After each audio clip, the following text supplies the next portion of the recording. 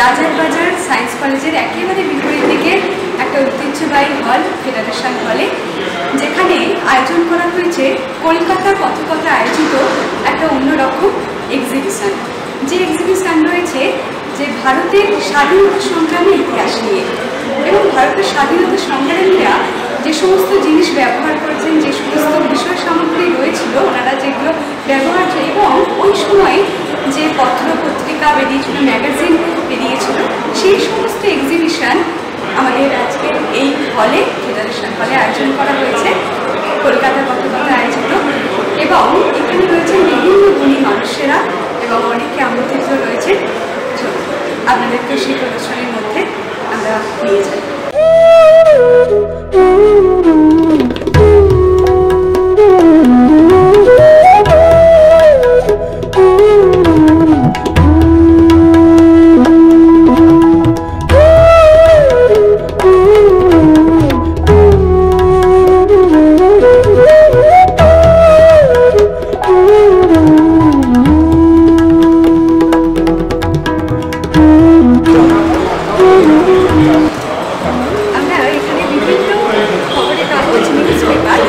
সেটা কিন্তু একেবারে স্বাধীনতার সময়ে যে সমস্ত নিউজ পেপার ম্যাগাজিনগুলো বেরিয়েছিল তার ভিত্তিতে আমি একটু ইতিহাস পাতাকে এখানে আপনারা জোগান করে একটা নিউজ পেপার, এবং এখানে সালটাও দেখতে পারবেন যে 20 জুন 1947 সালে কিন্তু এই পেপারটি আর কি বেরিয়েছিল। 1947 সাল যখন আমাদের ভারত স্বাধীনতা লাভ করেছিল, এবং জুনে কিন্তু আমাদের 15ই আগস্ট নয়।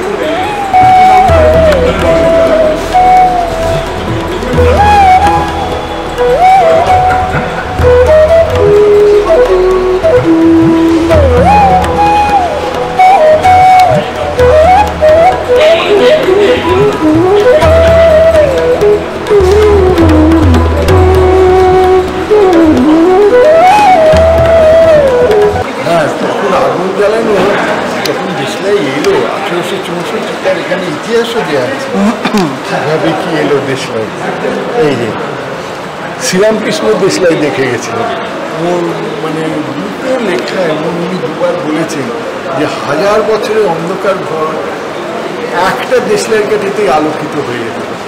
আবার অন্য জায়গায় বলেছেন দেশলাই যে বিষয়াসক্ত মন মানুষের সংসার আসক্ত মন ভিজে দেশলাই মতন, যে 1000 বছর জ্বলবে। তার মানে কতদিন আগে উনিও দেশলাই দেখে গেছেন।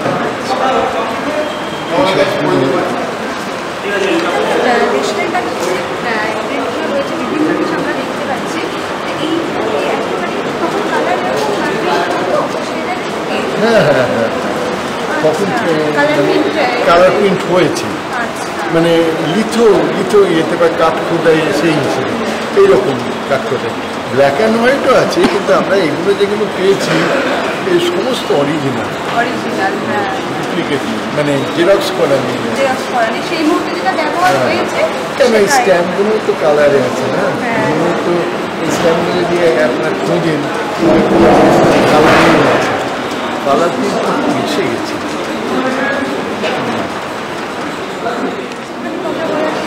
সেদিনে স্বাধীনতা আমি এমন একজনকে দেখেছি, মানে জাস্ট আপনাকেও চিন্তা করতে পারবেন না।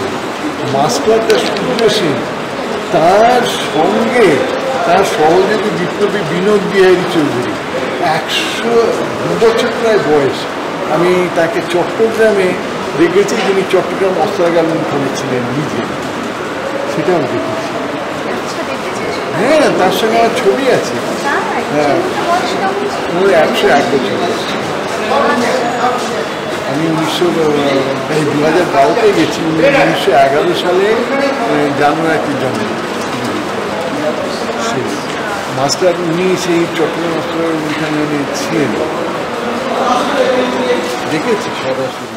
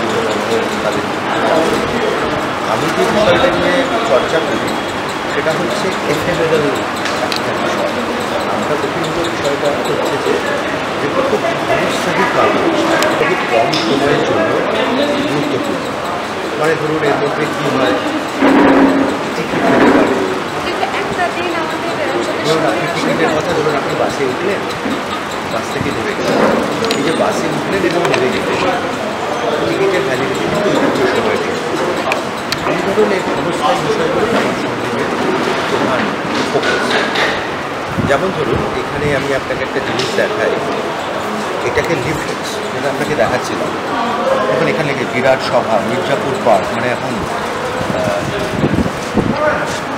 সুবোধ মল্লিক স্কোয়ার, যেগুলো লেখা আছে অহিংস আন্দোলন। তাহলে এইটা হচ্ছে অহিংস আন্দোলনের মিটিংয়ের প্রচারের লিফলেট। এই লিফলেট যদি সেই মুহূর্তে বেরিয়েছিল অহিংস আন্দোলনের সময়, আচ্ছা আচ্ছা, সেই লিফলেট আমরা দেখছি। সব থেকে ইন্টারেস্টিং যে আপনার যদি আপনি এখনও লিফলেট পান, লিফলেটটা তো আপনি ছিঁড়ে ফেলে দেন, কারণ এগুলো আমরা রাখি না। এবং এগুলো তো আরোই দেখা যেত, কেন থাকতে যত আপনার বিপ্লবের নতুন দেওয়ার জন্য আপনি জয়েন দ্য বার্ডস, মানে আপনাকে এই লিফলেট যদি পেতে, ধরুন আমি ফরেন এক্সাম্পল বলছি, নকশাল নিষিদ্ধ, সেই নিষিদ্ধ কোনো নকশালের লিফলেট যদি আপনার কাছে থাকে, আপনি সরকারের কাছে কোশ্চেন নেবেন যে কোথায় পেলেন, কী পেলেন, ঠিক তেমনই এটা যদি থাকতো আপনি জেলে পড়ে যেতেন। মানে কী করতো, বাচ্চাদের তাদের উপরে পোশাক দিত, বাচ্চারা একটা দিকে দৌড়, আর বড়রা পড়ার পরেই সেটাকে ধরে ছিঁড়ে ফেলে দেওয়া, নিজে ফেলে দেওয়া হয়, সেটা নষ্ট হয়ে গেল। ফলে যে জিনিসটা ফেলে দেওয়া হয়, নষ্ট হয়ে যায়, সেই জিনিসটা সুযোগের দিক দিয়ে টাকা তো আপনি ছিঁড়ে ফেলে দেবেন, ফলে তার পাওয়ার চান্সেস থাকে। এই ছবিটা আমি পেয়েছিলাম একটা খুলনা থেকে 1942। এখানে এই মহিলারা সেই সময় অসহযোগ আন্দোলনে গিয়েছিলেন এবং দেয়ার বিহাইন্ড দ্য বার্ডস, অন্তত একদিনের জন্য এগুলো জেলে ছিলেন, যেটা খুবই সেই সময় জীবন। আপনাকে আরেকটা কথা বলে যে আমি যে বারবার বলছিলাম না যে আমি এই ক্ষণিক বিষয়গুলোকে নিয়ে করি, আমি এরকম জিনিসপত্র করতে কিন্তু একটা প্রাইভেট করে একটা কাগজ পাই, সেটা ডাইরেক্ট স্বাধীনতার সঙ্গে রিলেটেড না হলে একটা খুব ইন্টারেস্টিং লেখা যেত। এখানে একটা লেখা, আজ আমার বাড়িতে সুভাষচন্দ্র বসু আসিয়াছিলেন, আমি তাকে প্রণাম করি। হোয়াটসঅ্যাপ নেই, ফেসবুক নেই, ধরে নিলাম করে একটি মহিলা নমস্কার করেছিলেন নেতাজিকে, তিনি কাউকে বলতে পারছেন না, তিনি ডায়েরিতে লিখে যাচ্ছেন যে আমি সুভাষচন্দ্রকে নমস্কার করছি, কী করবো। এইগুলোই আমার কাছে খুব ইন্টারেস্টিং লাগে যে একটা মানুষের মনের ভাবটা, সেটা কলকাতার একটি আপনার দাদু ঠাকুরদার, তার তো সেই সময় নমস্কার করেছে, সে ফেসবুকে স্ট্যাটাসে দিতে পারছে না, হোয়াটসঅ্যাপে দিতে পারছে না, তিনি লিখে রাখছেন। আমার এখানে অনেক বেশি কাজ করে জুতোর কোম্পানি, এটা ইংরেজদের সাথে ব্যবসাও করতে হবে, আবার বাঙালির ব্যাপারটাও রাখতে হবে, তাই কিন্তু নাম দিয়েছিল সুসংবাদ। সু মানে আচ্ছা আচ্ছা। এবং সংবাদ, এই যে সংবাদটা সকলের কাছে পৌঁছে দেবে।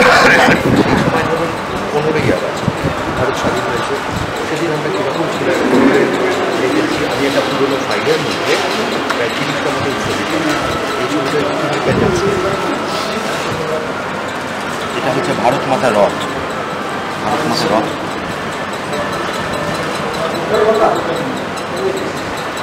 আচ্ছা, এটা ইন্ডিপেন্ডেন্স ডে দিনই একেবারে সেই দিন, 15 আগস্ট। 15 আগস্ট।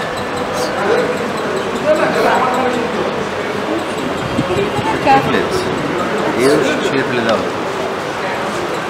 আপনি তো উৎপলবাবুর কাছ থেকে দেশলাইগুলো দেখেছেন, আপনি তো নিশ্চয়ই দেখেছেন যে এগুলোকে বলা হয় যে স্বাধীনতার দেশলাই। আমি এখানে কিছু স্বাধীনতার দেশলাইয়েছি। কী হতো আগে দেশলাই একটু কাঠের বাক্স হতো, লেবেল লাগিয়ে দেয়। রবীন্দ্রনাথ থেকে শুরু করে সমস্ত মানুষরাই বলেছিলেন যে স্বাধীনতা আন্দোলন যেটা হচ্ছে সেটা যেমন should be from the home, charity from the home. দেখুন এখানে একটা গান্ধীজির ছবি ওটা, মানে কাঠের বাক্সের পর যে লেবেলটা লাগাতো সেই লেবেলগুলো তুলে নেওয়া হচ্ছে। বাক্সটা তো নষ্ট হয়ে যায়, ওটা ফুড ডিস্ট্রয় হয়ে যায়। এগুলো লেবেলগুলো আমরা কষ্ট করে জল দিয়ে জল দিয়ে আমার ফোকাস সেটা নয়। ধরুন এই একটা দেশলাই নিয়ে তখন একজন ভদ্রমহিলা ঘরের ভিতর চলে যাচ্ছে, তখন দেখছে মহাত্মা নয় she is relating to that leader স্বাধীনতা আন্দোলনের সঙ্গে ইন্ডিপেন্ডেন্সের সাথে তিনি রিলেট করছে। এখানে দেখুন ট্রাই কালার হয়েছে, গেরুয়া এসছে, সবুজ এসছে। তার ভিতর ভারত মাতা থাকবে না, তার ভিতর চরকা থাকবে না, এইটা এখনো ক্লিয়ার হবে। এগুলো আস্তে আস্তে উঠে আসে। কিন্তু দেখুন মানুষ কলকাতা মানুষেরই ব্যবহার করতেন, তাহলে কালারের চেঞ্জটা কিন্তু তারা মোটামুটি মেনে নিচ্ছে, কিন্তু ফর্মেশনটা থাকে। This is an example of experience. আমরা দেশের বাক্স ফিরিয়ে ফেলেনি। This is very special. যেমন ধরুন দেশীয় রাখবেন একটু ভেঙে যাবে। এই যে দেশীয় যে কোম্পানিগুলো ছিল পারফিউম, 20টার পারফিউম লেভেল, সব থেকে মনে হচ্ছে পারফিউম লেভেলটা বোঝ হয়, এটা খুললে ছিঁড়ে যায়। খুঁজে খুঁজে যেমন ধরুন খাদি তো আমাদের কাছে একটা বিপ্লবের নাম প্রোডাকশন। প্রোডাকশন তো সেই বঙ্গলক্ষ্মী এটা হচ্ছে ক্লথ লেভেল। ক্লথ লেভেল মানে যে দুদিন কাজ তাকে লেভেল দেওয়া থাকে, এটা হচ্ছে সেই লেভেল। মানে দেখবেন শাড়ির ভেতরে কাপড়ের ভেতরে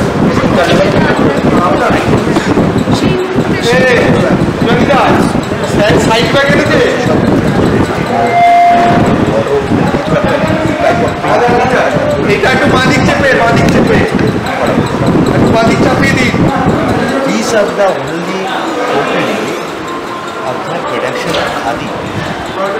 এদের কোম্পানিকে রিজেক্ট করে দিয়েছে, ব্যাংক ব্যবসা বন্ধ করে দিয়েছে, প্রোডাকশন কন্ট্রোল করার চেষ্টা করেছে, স্বাধীন পক্ষে ঘুরিয়ে সরিয়ে খাদি প্রোডাকশন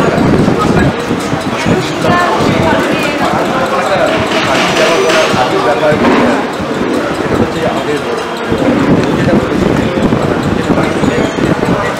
নির্ভরতা করতে হবে, কৃষি বর্জন করতে হবে। খাদি রকম একটা ইয়ে হয়ে গেছে, একটা ইন্ডিপেন্ডেন্সের একটা শুরু হয়ে গেছে। খাদি তোমার নামবেন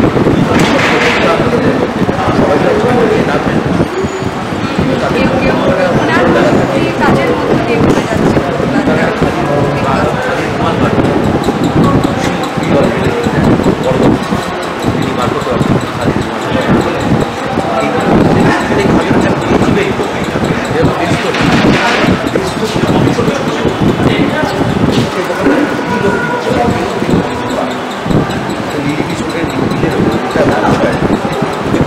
একটা ছাপ আছে, এখানে দেখুন লেখা আছে স্বদেশী দ্রব্য বিক্রয়, এবং এখানে লেখা আছে গেঞ্জি এবং মোজা বিক্রি হয়।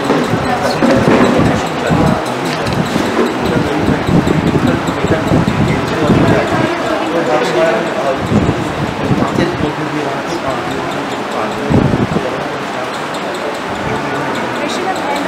সব দোকান তুলিয়ে দেওয়া হবে, নষ্ট করে দেওয়া হবে। এই লেখা আছে, শুধু এইখানে দেখে বুঝতে পারবো। ধরুন আমি আবার একটা দিকে আবার বাজারে বলছি যে সাধারণ মানুষ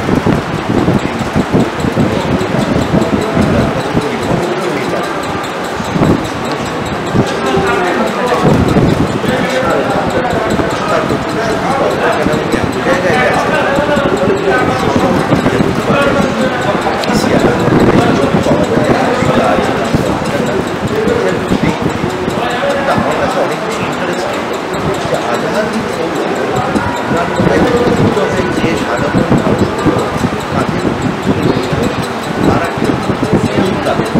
এই একটা ছবি পেয়েছি, এই একটা ছবি পেয়েছি যারা আজাদি ফৌজে অংশগ্রহণ করেছিলেন।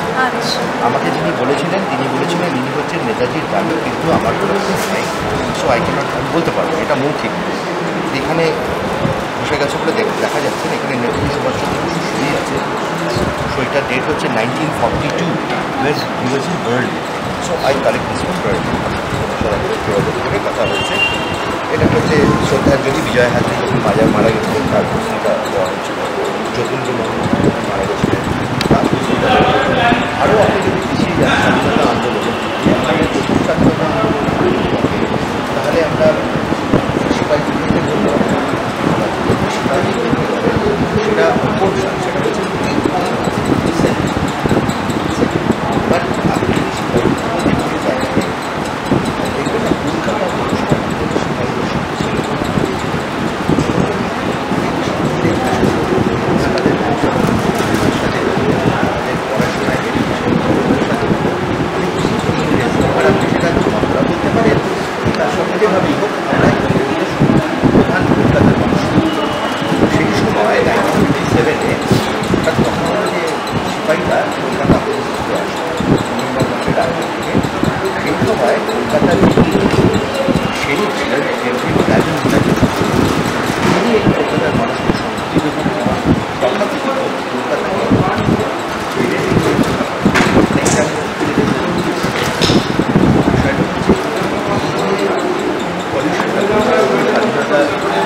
কলকাতা কলকাতার মানুষদের ইন্টারাকশন সংবিধান ঘুরে আছে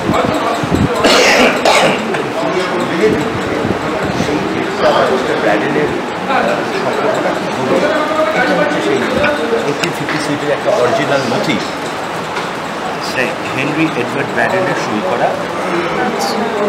তিনি শেরিফ ছিলেন, একটা order copy, but this is 1857-এর। আরও আগে একটা ইন্টারেস্টিং আছে, তার আগে হচ্ছে এইটা 1856, তার কিন্তু অরিজিনাল একটা মানে 150 বছর একটা কাগজের বয়স। এইখানে দেখুন উপরে লেখাটা এমন করছে তো, কমিশনার অফ পুলিশ, এটা কমিশনার অফ পুলিশের লেখা একটা ডকুমেন্টস। এই ডকুমেন্টসে কী বলা হচ্ছে? বলা হচ্ছে যে আগে এখন যেটা আমাদের সেটা ছিল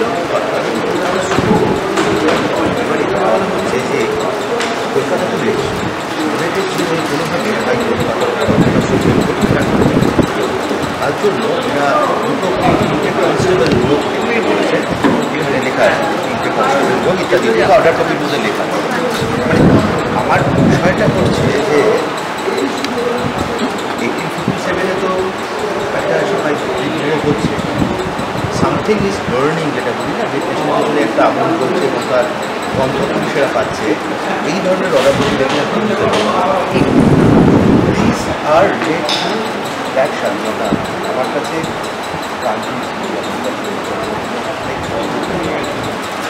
তাদের তাকে যে মানুষগুলো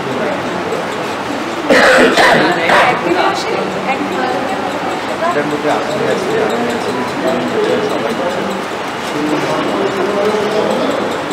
কালে বিচার করতে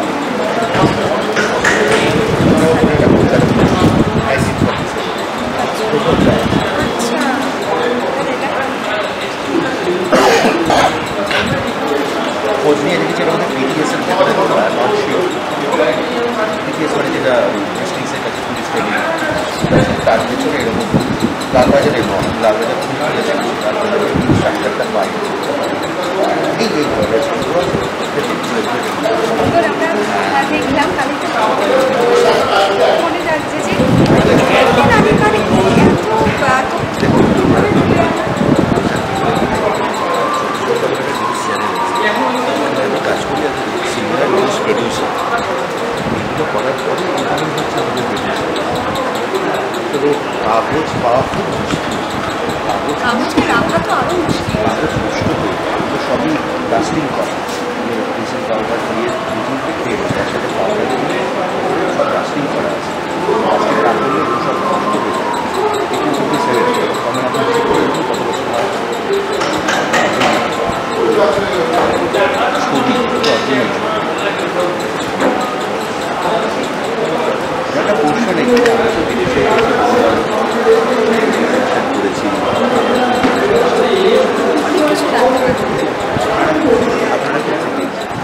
আমার দাদু ডক্টর ললিতমোহন বিশ্বাস, যিনি মানে ক্যালকাটা কর্পোরেশনের 35 থেকে 40 সাল চিফ হেলথ অফিসার ছিলেন, সেই সময় নেতাজি তাকে একাধিক চিঠি দিয়েছিল। এখানে একই দিনে দেয়া দুটো চিঠি 1839, এবং তিনি অল ইন্ডিয়া ন্যাশনাল কংগ্রেসের ছিলেন প্রেসিডেন্ট। সেই সময় এই দুটো চিঠি একই দিনে দেয়া। আর পাশে হচ্ছে শরৎ বোস, নেতাজির ভাই দাদা শরৎচন্দ্র বোসের চিঠি। একাধিক চিঠির মধ্যে এই চিঠিগুলো এরকম ডেটে আছে 18 ডিসেম্বর 1938। এটা হচ্ছে 5 জানুয়ারি 1939। সবই 38-39-এর সময়কার ছিল। এটা একে ফজলুল হক যখন চিফ মিনিস্টার ছিল তখন উনি ওনার প্যাডে দিয়েছিলেন এই চিঠিগুলো। এটা হচ্ছে আমাদের হেমন্ত বোসের চিঠি। এটা নীলি সেনগুপ্তের চিঠি, নীলি সেনগুপ্ত। এটা ডক্টর ইউএন ব্রহ্মচারী, উপেন্দ্রনাথ ব্রহ্মচারীর চিঠি। আচ্ছা, এটা হচ্ছে আমাদের বিজয় সিংহ নায়ার, উনি বিধান রায়ের সময় ডেপুটি মেয়র হয়েছিলেন। এটা বিধান রায়ের, এটাও বিধান রায়ের। আরও প্রচুর চিঠি আছে, সেটা এখানে আমার সম্ভব হয়নি।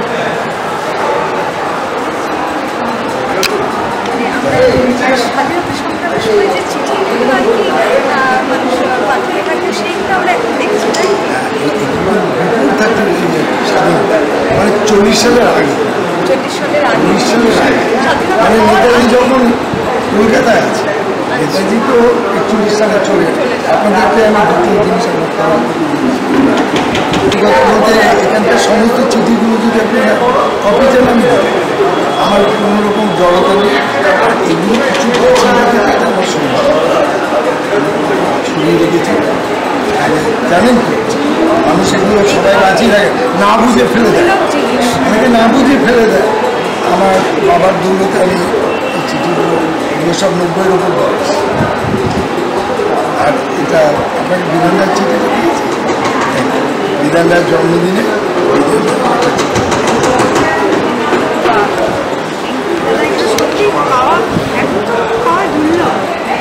খাওয়া দুর্লভ মানে কি, এগুলো অনেকই হারিয়ে গেছে, হারিয়ে গেছে।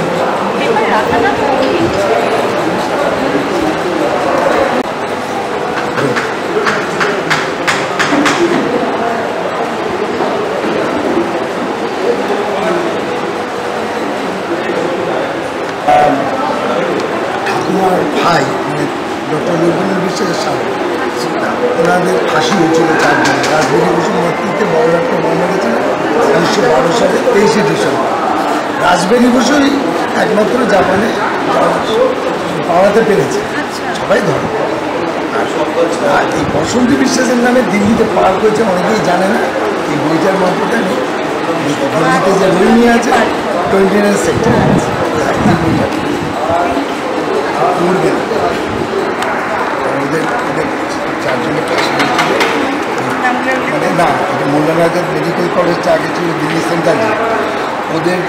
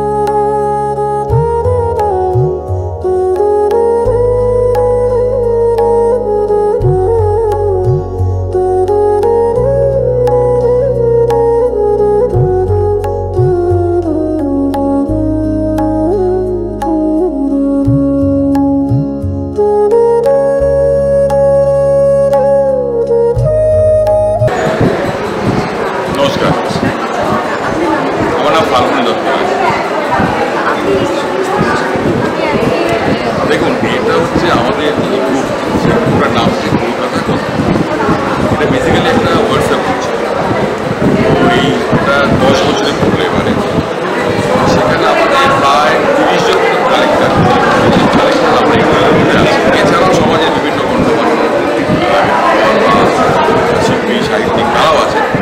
আমাদের এই গ্রুপটাতে প্রায় 30-40 জন কালেক্টর আছি আমরা, যারা আমরা এটা মানে ইন্ডিভিজুয়াল কালেক্টর তারা নিজেদের সম্পর্কটা করে, ঠিক আছে। এবারে কলকাতার এই যে একটা আমাদের যে তার ব্যানারে আমরা বিভিন্ন এবারে ফেডারেশন হল এদের 16ই অক্টোবর যে দিন ওরা অনুরোধ করলেন যে এখানে আমরা এক্সিবিশন করতে পারি। মেইনলি হচ্ছে যে স্বাধীনতা সংগ্রামের তার আগের যে পরাক্রমগুলো ঘটেছিল স্বাধীনতা রিলেটেড সেগুলো আমার দেওয়ার চেষ্টা করেছি, ওই সময়টাকে ধরার চেষ্টা করেছি, সেভাবেই করা হচ্ছে।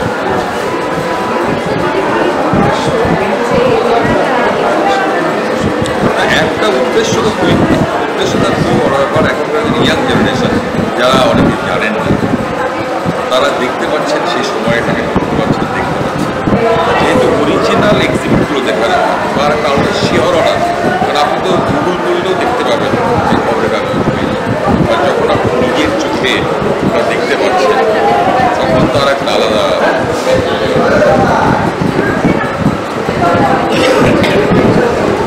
না আমি বললাম না আমাদের এই গ্রুপটা 10 বছর ধরে আমাদের আমরা বিভিন্ন জায়গা না এই আইটা আমরা 3 জায়গায় করেছি।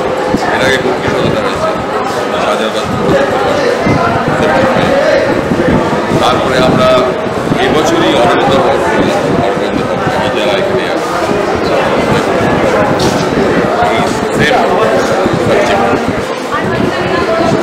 আমরা সত্যজিৎ রায়েরও মনে করেছি। এই ভেরি রিসেন্টলি আমরা উত্তম কুমারের জন্মদিনে 100 বছর করলেন, সেখানে বড় একটা অনুষ্ঠান জওয়াহরলাল নেহরুতে চিলড্রেন্স ডে, সেখানে আমাদের প্রায় 5 দিন ধরে আমরা এটা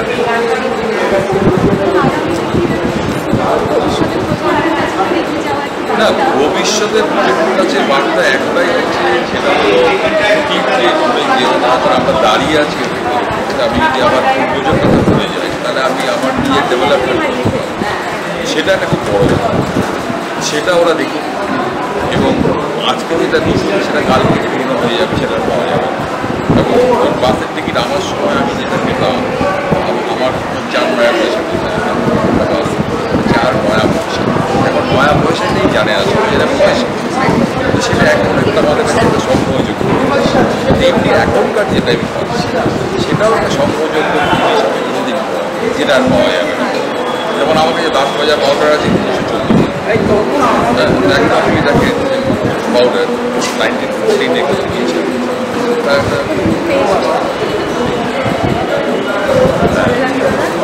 ঠিক আছে, ওকে, থ্যাংক ইউ।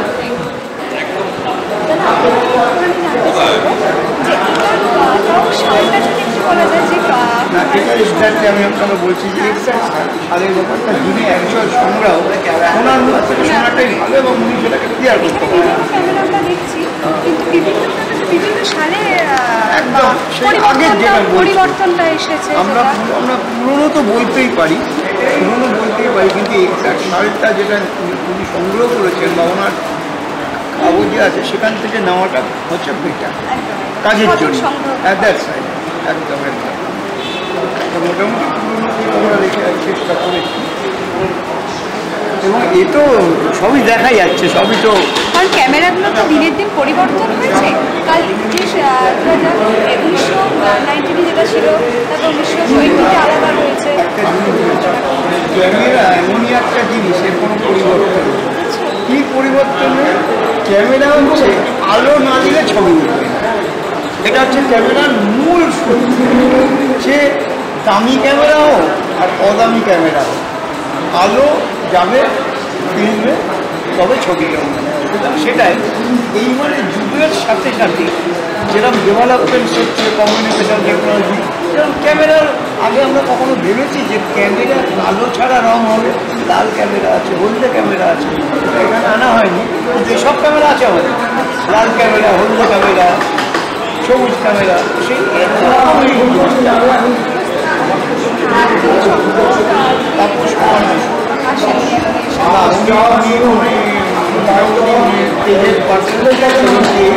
তাপস উনি 60 বছর ধরে সম্ভব, 60 বছর, এবং উনি দাদাজিকে চ্যাম্পিয়ন অফ দি চ্যাম্পিয়ন্স হচ্ছে, সৌরভ গাঙ্গুলির একটা ফ্ল্যাগ রয়েছে, চ্যাম্পিয়ন অফ দি চ্যাম্পিয়ন্স। এই আমরা প্রদর্শনী করলাম এই এবছরের গোড়ার দিকে, ওনার একটা পুরো গ্যালারি দিয়েছিল ঘোরার জন্য,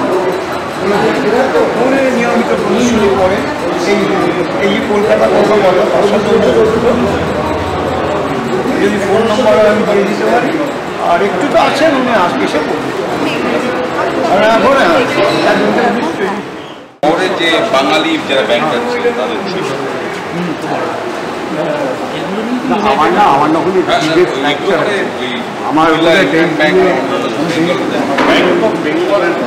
আছে আমার কাছে দেখায়নি এখানে, কারণ হচ্ছে ব্যাংক অফ বেঙ্গলটা তো বন্ধ হয়ে গেল। না বন্ধ হয়ে গেল, এখানে বাঙালিদের দেখা। আচ্ছা, ব্যাংক অফ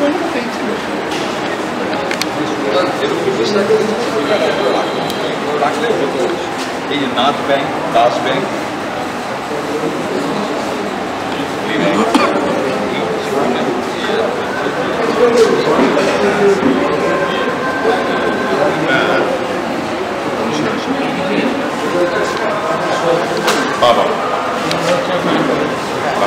এগুলো হচ্ছে টেক্সটাইল লেভেল, যেগুলো তখন ম্যানচেস্টার থেকে জার্মানিতে প্রিন্ট করে আসতো, কিন্তু টেক্সটাইলগুলো আসতো ম্যানচেস্টার থেকে, ঠিক আছে। এবং ভারতীয় মহাদেশে যেহেতু আসতো সেহেতু এইসবগুলো দিত। কিন্তু স্বাধীনতার যে আন্দোলন যখন শুরু হলো, কাপড় বর্জন শুরু হলো, আগে ওরা কী করতো, আগে ব্রিটিশ সাবজেক্টস দিয়ে প্রিন্ট করাতো, রাজা রানী বা ব্রিটিশ সাবজেক্টস। পরবর্তীকালে কী করলো, ওরা দেশীয় এই ভগবানের। আচ্ছা স্যার, এগুলো কি কাগজ শাড়ি যেভাবে ভাজ হয়ে থাকে তার মধ্যে কাগজ ঢোকানো থাকে? যেটা কাপড়ের বেল্ট প্রতি 600 মিটারের 600 গজের পরে একটা করে প্রিন্ট দেওয়া হলো। আর তারপরে যখন প্রিন্টিং শুরু হলো, স্বদেশি মুভমেন্ট যখন হলো, তখন দেশের কাপড়ের প্রিন্টটা এগুলো এদের এই দেশেই, ওগুলো হচ্ছে জার্মান প্রিন্ট আর এগুলো হচ্ছে এখানকার প্রিন্ট। এইরকম ভালো কালার প্রিন্ট হতো তার মানে তখন? হ্যাঁ, ক্রোমোলিথোগ্রাফ সম্বন্ধে তো আপনার আইডিয়া আছে।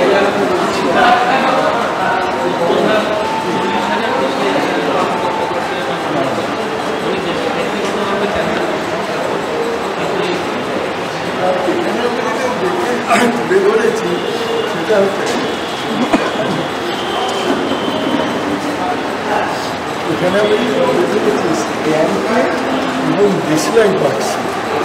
স্ট্যাম্প এবং দেশলাই বাক্স মানে সেই ব্রিটিশের কুইন ভিক্টোরিয়া থেকে ফিল্মফেয়ার সিজন, এই প্রথম ভারতের স্বাধীনতা 1947 স্ট্যাম্প। আর বাবার প্রিন্ট করা ছবি 1947 সালের 15ই আগস্ট। এই যে পতাকা হচ্ছে ভারতের প্রথম স্বাধীন ভারতের পতাকা, আর এই দেশলাই বাক্সে কী লেখা আছে দেখে, এইটা অন্তত দেখে যাবে যে স্বাধীনতার সময় সূচনা।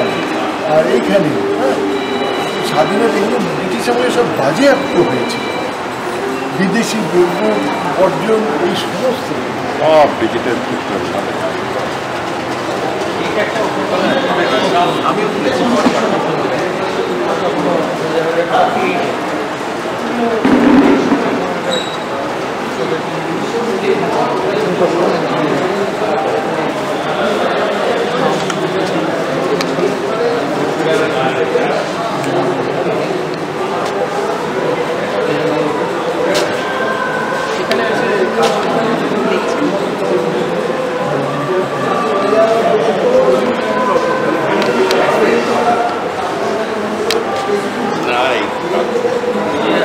আপনাকে আমার পাঠিয়ে দেবো, আপনাকে হ্যাঁ আপনি পাঠিয়ে দেবো। যে সমস্ত দেশীয় রাজা যারা ছিলেন তাদের ছবিটা অস্ট্রিয়া থেকে এই মতটা এটা একটা মজার 1957 অনুষ্ঠান আছে কদিন থাকবে কোথায় এটা? এটা শনিবার আগামী শনিবার পরশু হ্যাঁ আজকাল পরশু 3 দিন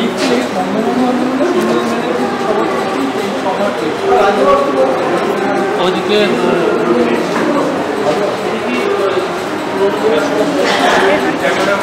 47-এর একটা অরিজিনাল নথি সিপাহী বিদ্রোহ আছে সেগুলি হচ্ছে একটু আরও আগে 1860 একটা পুলিশ কমিশনের এটা হচ্ছে সেই বঙ্গবন্ধু যারা খাদি প্রোডাকশন এই একটা দরকার 1947 কলকাতা স্বাধীনতা যেটা একটা স্যার লেভেল পেয়েছিলাম এগুলো রাখেন আর ডাস্টবিন করে আলাদা করে অ্যাসিড ফ্রি পেপারে ঢুকিয়ে পার্সোনাল যার তার পার্সোনাল কাছে রাখা থাকছে এই লেখাটা খুব ইন্টারেস্টিং এই একটা কাগজের ফাইলের মধ্যে পেয়েছিল আজ আমার বাড়িতে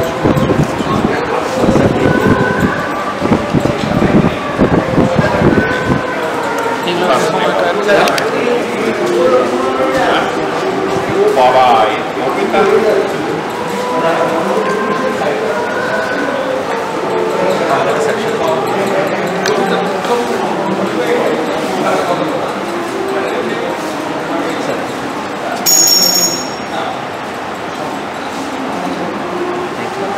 একটু শর্ট এগুলো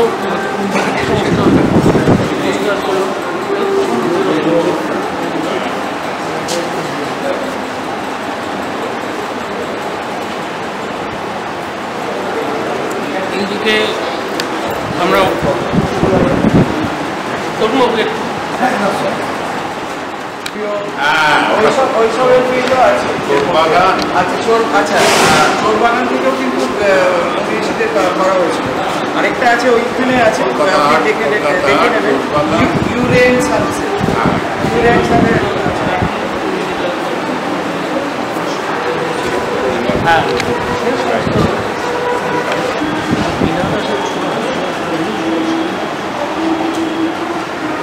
স্বাধীনতা সংগ্রামী যে রিপোর্ট এই যে মুক্তি ব্যবহার করা মুক্তি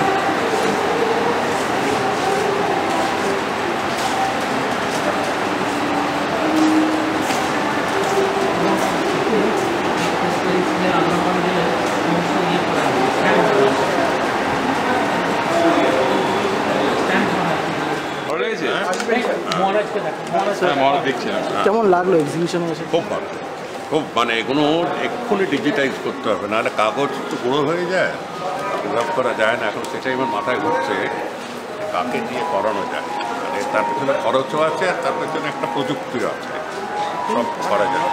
হ্যাঁ, এই ব্যাপারে আপনার তরফ থেকে আপনি কলকাতা কত কথাকে কীভাবে সহযোগিতার হাত বাড়াবেন? দেখি আমি একটা কথায় রাস্তায় কথা বলে লাভ নেই, দেখলাম আমি এখন ব্যাপারটা বুঝলাম।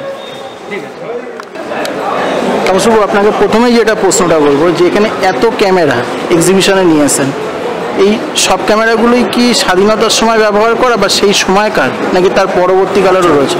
আমি প্রথমে আমার বিষয়টা বলি, আমি শুধু ক্যামেরা সংগ্রহ করি না, আমি যত ধরনের হবি আছে অলমোস্ট এভরিথিং আমার সংগ্রহে আছে, ক্যামেরা ঘড়ি থেকে শুরু করে অনেক কিছু। আমি প্রায় 65 বছর ধরে সংগ্রহ করছি, 60 ইয়ার্স ধরে কলকাতা এবং বাংলার বিভিন্ন জায়গায় এবং সরকারি প্রতিষ্ঠান, রাজ্য সরকারি প্রতিষ্ঠান, বিজ্ঞান সায়েন্স ফেয়ার, স্কুল, কলেজ, ইউনিভার্সিটিতে আমি আমার সংগ্রহের বিষয়বস্তু নিয়ে আমি প্রদর্শন করেছি।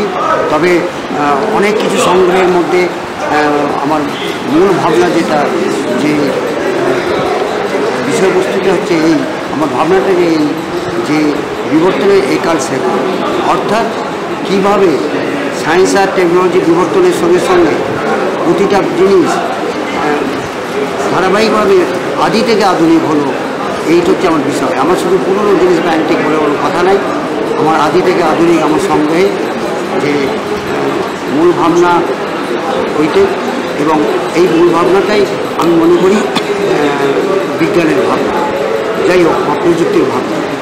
তা আমার এখানে প্রায়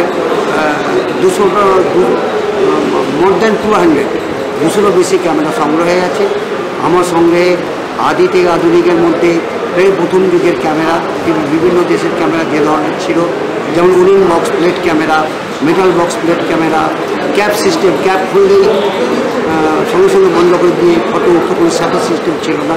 তা থেকে শুরু করে বিভিন্ন সময় যত ধরনের যত টাইপের ক্যামেরা বেরিয়েছে অলমোস্ট সব ক্যামেরাই আমার সংগ্রহে আছে। এখানে বিষয়বস্তু ছিল রাত সরাত, তার মানে আমাদের স্বাধীনতার আগে বিভিন্ন দেশের তৈরি বা আমাদের দেশীয় তৈরিতেও যে যে জিনিস তৈরি হতো বা যা আমরা দেখতে পেয়েছি, এবং স্বাধীনতার পরেও যেসব জিনিস আমরা দেখেছি আমাদের টেকনোলজি বাইরে থেকে আসা এবং দেশীয় টেকনোলজি, সেটা আমার অনেক সংগ্রহে থাকা সত্ত্বেও আমি যেটুকু জায়গা পেয়েছি এখানে তার যথেষ্ট জায়গায় পেয়েছি, কারণ সবাই মিলে তো আমরা এক্সিবিশন করছি। কলকাতা কতকথার আমিও একজন মেম্বার এবং আমরা কলকাতা কতকথার পক্ষ থেকে সবাই মিলে এখানে মধ্যে আমরা 11 জন আছি, আমরা সব করছি। আমাকে এই জায়গাটা আমি পেয়েছি এবং সবাইকে সব জায়গা ভাগ করে দিতে হবে। আমি এই জায়গাটা পেয়েছি। এই জায়গার মধ্যে যতগুলো ক্যামেরা রাত সরাত মানে স্বাধীনতার আগে থেকে স্বাধীনতার পরেও যে কিছু ক্যামেরা বেরিয়েছিল, যে পরবর্তী ক্যামেরা বেরিয়েছে, সেটা আমি রাখার চেষ্টা করছি। আচ্ছা, এই যে ক্যামেরাগুলো আমরা দেখতে পাচ্ছি, এই ক্যামেরাগুলো কি বর্তমান সময় যদি এদের সেই সময়কার রিল যদি ভরা যায় বা সেই ব্যাটারি যদি ভরা যায়, তাহলে ক্যামেরাগুলো কি সচল অবস্থায় পাওয়া যাবে? এগুলো তো মূলত আমি রেখেছি এখানে। আমি ডিজিটাল ক্যামেরা রাখিনি, যদিও আমার বিবর্তনের ধারায় ডিজিটাল ক্যামেরা আসে এবং আমার সংগ্রহ ডিজিটাল ক্যামেরা প্রচুর আছে, ভিডিও ক্যামেরা আছে এবং অন্যান্য অনেক ক্যামেরা, মুভি ক্যামেরা আছে, ইত্যাদি ক্যামেরা আছে। কিন্তু কথা হলো যে আমি এখানে যেহেতু রাত সরাত আমি বেশি দূরে হইনি, আমি 1995 পর্যন্ত বোধহয় গিয়েছি, স্বাধীনতার আগের অনেক বছর। তারপরে স্বাধীনতার পরেও ওই 5-6 বছর 7 বছর পর্যন্ত এগিয়েছি, তার বেশি এগিয়েনি। কারণ তখন অ্যানালগ, তার আগে তো বক্স প্লেট ক্যামেরা ছিল, অনেক অন্যরকম সিস্টেম ছিল, পদ্ধতিগত অন্যরকম সিস্টেম ছিল। তারপর অ্যানালগ ফিল্ম ক্যামেরা বেরোলো, ফিল্ম ক্যামেরা মানে কাছের নেগেটিভ ছিল, ফিল্ম ক্যামেরা বেরোলো। সেই ফিল্ম ক্যামেরা যে বিভিন্ন টাইপের বিভিন্ন সময় পৃথিবীর বিভিন্ন দেশে থেকে শুরু করে আমাদের দেশীয় প্রযুক্তিতেও যে ক্যামেরা তৈরি হয়েছে সেইগুলো আমি রাখার চেষ্টা করেছি। এগুলো অ্যানালগ ক্যামেরা, এর মধ্যে কোনো ডিজিটাল ক্যামেরা বা কোনো অটোমেটিক ক্যামেরা নেই, বা আধা অটো ক্যামেরা, হাফ অটো এরকম কোনো ক্যামেরা নেই। সেই হিসেবে আমি এখানে ক্যামেরাগুলো সংগ্রহ করে রেখেছি। আচ্ছা, এখানে আছে কি আপনি 200টা ক্যামেরাকেই দিয়েছেন? আপনার যে সংগ্রহে 200টা ক্যামেরা রয়েছে, 200টা ক্যামেরার মধ্যে সিলেক্টেড ক্যামেরা প্রথমেই বলেছি যে অনেক মডার্ন ক্যামেরা 1955 অবধি রেখেছি। তারপরেও যে প্রচুর ক্যামেরা অ্যানালগ বেরিয়েছে, তার মধ্যে 110 ফিল্ম বেরিয়েছে, 117 ফিল্ম বেরিয়েছে, রিফ্লেক্স ক্যামেরা বেরিয়েছে, তারপরে আপনার instant photo camera, Polaroid instant photo camera বেরিয়েছে, তারপরে বিভিন্ন ধরনের উন্নত মানের প্রযুক্তিতে উন্নত মানেরই অ্যানালগ ক্যামেরা বেরিয়েছে।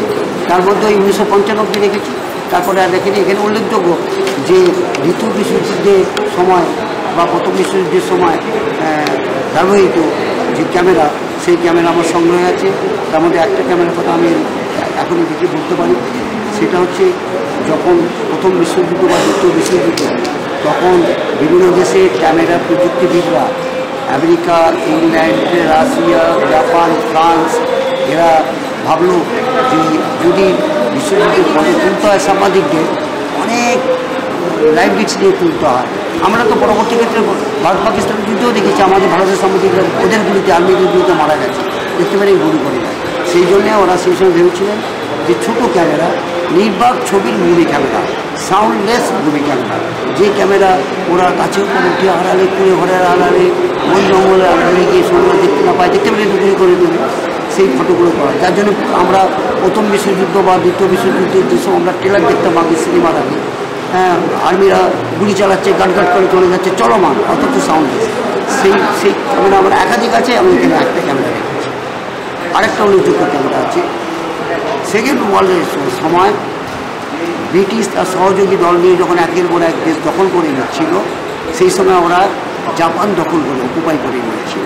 সেই সময় জাপানের ক্যামেরা প্রযুক্তিবিদরা জাপানি সৈন্যবাহিনী এবং তাদের তাদের সুবিধের জন্য তারা একদম মিনিয়েচার ছোট ক্যামেরা যার মারফত এটাকে আমি মিনিয়েচার ক্যামেরা যেমন বলছি, একদিকে উদ্দেশ্য ছিল এটাকে স্পাই ক্যামেরা হিসেবে ব্যবহার করা।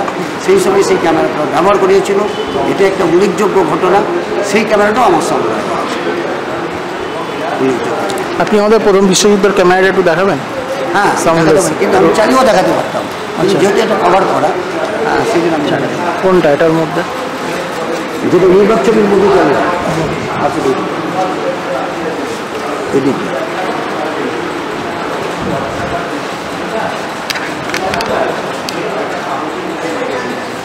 অনেক সংগ্রহে আছে, আমি একটাই রেখেছি, যে নির্বাক ছবির মুভি ক্যামেরা। কিন্তু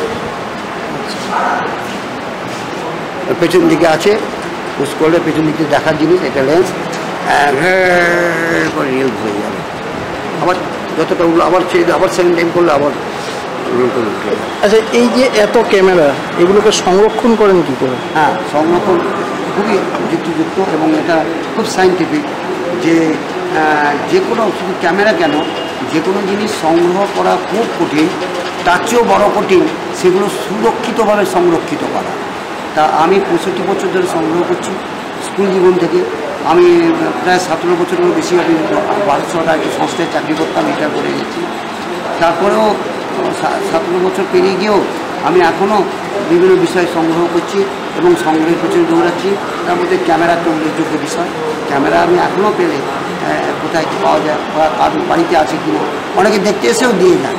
আমার বহু ক্যামেরা সংগ্রহ হয়েছে, অনেকে দেখতে এসে আমাকে ফোন নাম্বার দিয়েছেন, বাড়িতে গেছে দিয়েছেন, আর না হলে এখানে এসে দিয়ে গেছে। এইভাবে আমাদের সংগ্রহ এবং সংরক্ষিত করা সত্যি, কারণ এগুলো যান্ত্রিক, ইলেকট্রনিক না, যান্ত্রিক ক্যামেরা, এ চলমান রাখতে হবে। কিন্তু আমার এত এক্সিবিশন হয়, আমি সেই সময় চালাই, দেখি, একটু সানলাইটের দিকে রেখে, লেন্সে চোখ না রেখে একটু শাটার টিপি যাতে আলো ভেতরে যায়, পরিষ্কার পরিচ্ছন্ন করে রাখি। কারণ আমার এত এক্সিবিশন হয়, তবে শীতকালে তো প্রায় 15-20টা জায়গায় এক্সিবিশন পর, মানে শুরু হয় বোধহয় অক্টোবর থেকে শেষ হয় মার্চ মাসে।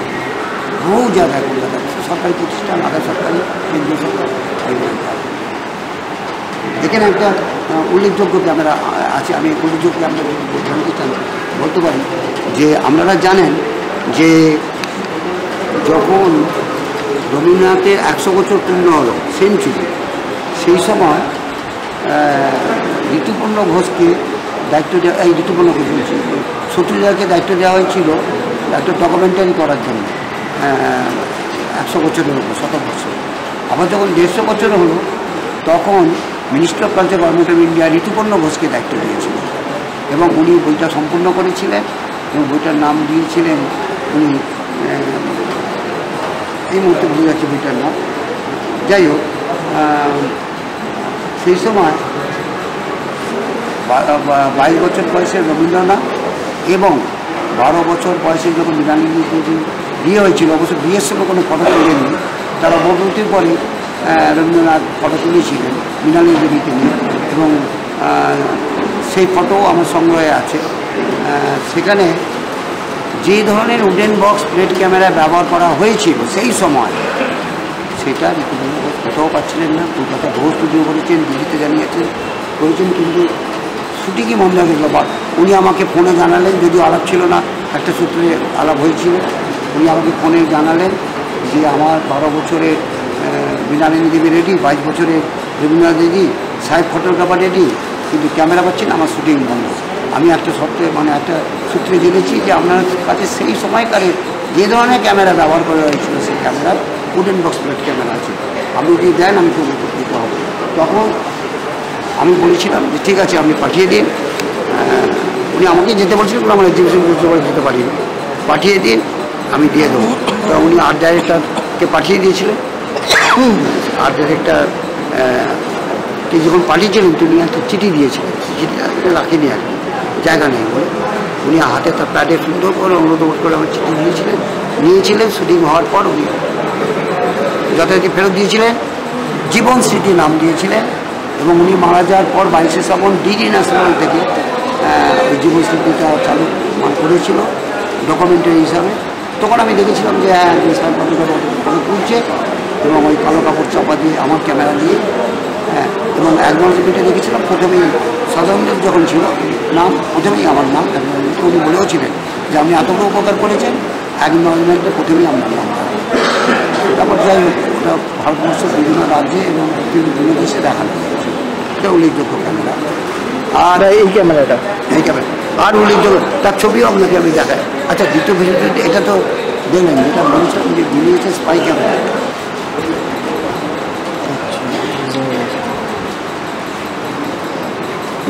এটা কি ক্যামেরা আছে? ওই যে বললাম দ্বিতীয় বিশ্বযুদ্ধের সময় ব্রিটিশরা এবং সহযোগীরা যখন অকুপাই করে নিয়েছিল তখন তাদের ছবি দেওয়ার জন্য, তখনকার দিনে তো স্পাই ক্যামেরা বা এই ধরনের ক্যামেরা তখন সেরকম বেরোয়নি, কিন্তু জাপানি প্রযুক্তিবিদরা তাদের সেই সময় প্রয়োজন ছিল তাদের এই ধরনের ছোটো স্পাই মানে মিনিয়েচার ক্যামেরা, এটা স্পাই ক্যামেরা হিসেবে ব্যবহার করবে। এটা কিন্তু ফিল্ম ক্যামেরা, হ্যাঁ, এটা সেই সময় পরবর্তী ক্ষেত্রে বহু বছর পরে কিছু কিছু শৌখিন ফটোগ্রাফাররা বা সংগ্রাহকরা খুব লিমিটেড দু একটা হাতে এসেছে, তারপরে আমার হাতে আমি তৈরি হয়েছিলাম ক্যামেরার বিপরীত দেখানোর জন্য। জ্ঞান ডিভিশনের চ্যাম্পিয়ন হয়েছিলাম, জ্ঞান ফিনালে উঠেছিলাম, জ্ঞান ফিনালে দলগতভাবে চ্যাম্পিয়ন্স অফ দ্য চ্যাম্পিয়ন হয়েছিল। ওই জীবনে থেকে ফ্ল্যাট উঠে গেছে, সেখানে দেখি সৌরভঙ্গুলিকে পরিবেশন বলতে হবে, উনি ডেমনস্ট্রেশন দিয়েছিলেন ক্যামেরা, কিন্তু অনেক ক্যামেরা নিয়েছিল। এই বাল্ব এটা হচ্ছে একটা শটে একটা একবার কালো হয়ে যাবে ফেলে দিতাম। বিয়েবাড়ি ফটোগুলো খুব টাফ ব্যাপার ছিল। এটা হচ্ছে আনইউজড, ওয়ার্ল্ডের কারোর কাছে আছে কিনা আমার জানা আনইউজড। এটা ইউজ হয়ে গেলে কালো হয়ে যেত, একটা ফটোর জন্য একটা পাবো।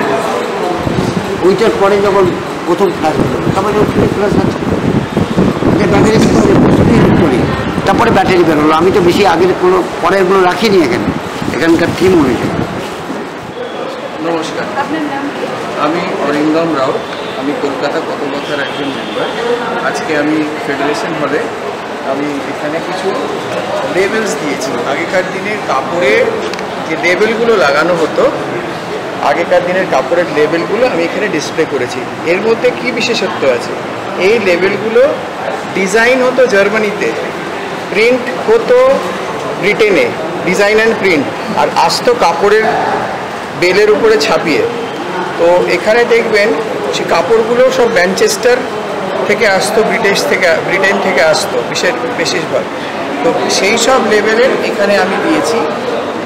এই যে এইখানে যা যা লেভেলস দেখছেন সেগুলো সবই ক্রোমোলিথোগ্রাফ বলে, একটা প্রিন্টিংয়ের প্রসেস, যেটা রাজা রবিবর্মা প্রথমবার ভারতবর্ষে নিয়ে এসেছিলেন, পরে ওটা খুব পপুলারাইজ হয়েছিল।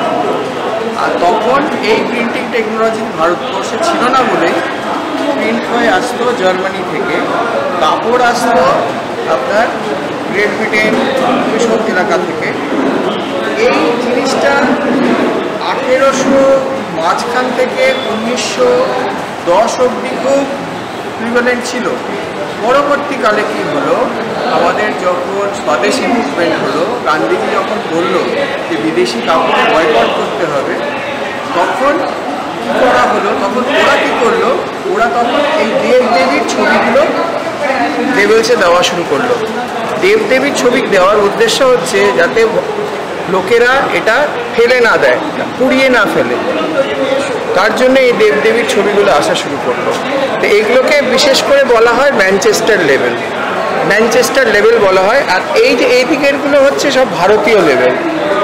মানে যখন গান্ধীজি বললো না স্বদেশি মুভমেন্ট হবে, এখানকার ম্যানুফ্যাকচারিং ইউনিটের কাপড় পরতে হবে, খাদি পরতে হবে, হ্যাঁ, যে মুভমেন্টটা হলো তখন এখানে নানান ইন্ডাস্ট্রি তৈরি হলো এবং এখানেই প্রিন্টিং শুরু হলো সেগুলোর লেভেল।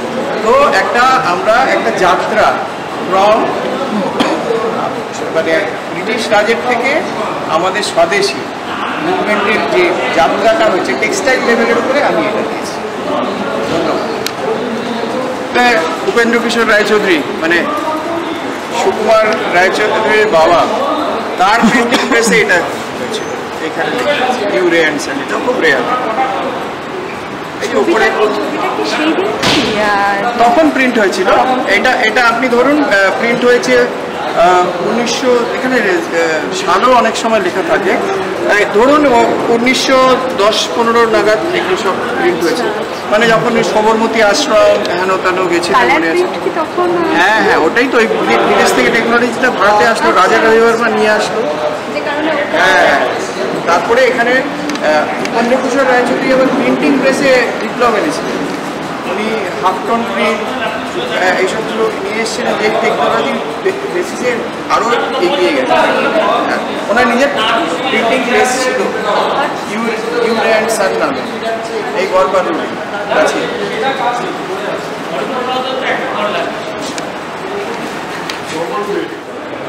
নমস্কার দাদা। আমি সুন্দর প্রদর্শনী সবথেকে বিষয়টা হচ্ছে ভারতের স্বাধীনতা সংগ্রামের ওপর যে জিনিসগুলো আমরা মূল্যক দেখতে উঠতে পারি না, তো এত সুন্দর এর মূল উদ্দেশ্যটা কি যদি একটু জানতে পারতাম। প্রথম কথা হচ্ছে উদ্দেশ্য হচ্ছে একটাই, হচ্ছে আমাদের পরবর্তী প্রজন্মের কাছে জানানো যে আমাদের যে ইতিহাসটা ছিল, যে ইতিহাসটা আমরা করেছি এতদিন ধরে লালিত করেছি, যে ইতিহাসটা আমাদের ঐতিহ্য, সেটা পরবর্তী প্রজন্মের কাছে জানানো যে আমাদের এই রিচ কালচারাল হেরিটেজ ছিল। এই বিপ্লবীরা দেশের জন্য এইভাবে প্রাণ বিসর্জন দিয়ে স্বাধীনতা এনেছেন, সেটা রক্ষা করার দায়িত্ব আমাদের সবার, আমাদের পরবর্তী প্রজন্মের। এই বার্তাটা পৌঁছে এবং নেক্সট জেনারেশন কীভাবে এটাকে নিজেরা লালিত করতে পারবে সেটা দেখতে পারি। সেটা নেক্সট জেনারেশনের থেকেও বড় কথা হচ্ছে তাদের বাবা মারা তাদের কীভাবে গাইড করছে। নেক্সট জেনারেশন তো বাচ্চা, তার তো তারা তো দেখে গেল, কিন্তু তাদের বাবা মা হিসেবে আমরা যদি আমাদের সন্তানকে এই গল্পগুলো শোনাতে পারি, সন্তানদের এই জিনিসগুলো দেখাতে পারি, সেটা তাদের উপকৃত হবে। আর এই এক্সিবিশন 3 দিনের তো আয়োজন করা হচ্ছে, 3 দিনের। পরবর্তীটাও হচ্ছে আরও।